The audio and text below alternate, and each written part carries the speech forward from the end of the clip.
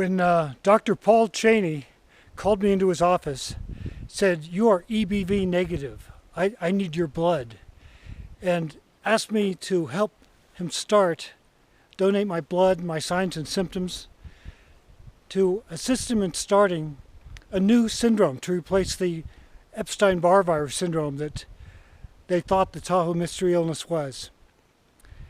I thought this was going to be a fascinating journey through science, good doctors, good researchers.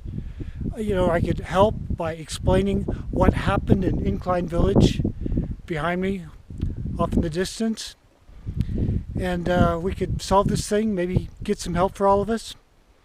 And I remember thinking, how will people react to hearing somebody say, "I'm an Incline Village survivor and a prototype for chronic fatigue syndrome"?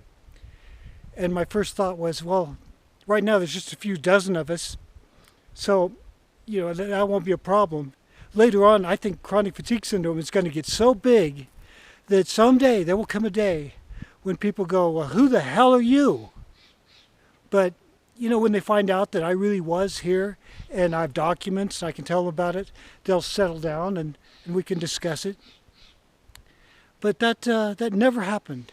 From the time people heard the chronic fatigue syndrome name and definition, they appointed themselves as authorities and experts and started dictating terms to us.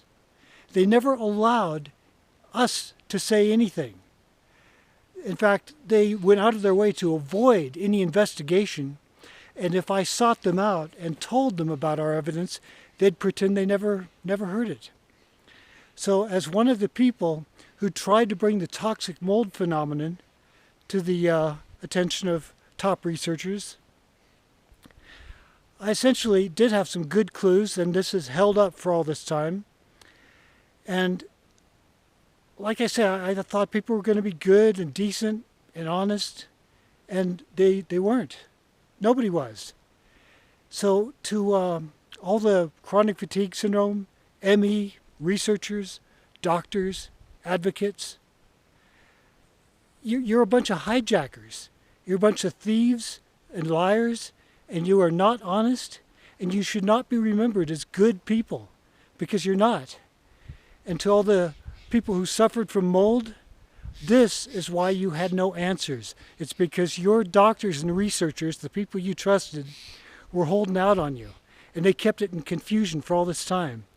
And if any patients out there get pissed off at me about this and think I'm the bad guy, then be grateful, be pleased that you suffered under confusion for all these years without belief and not getting any help. Because if you get pissed off at me over this, that is exactly the system you are supporting.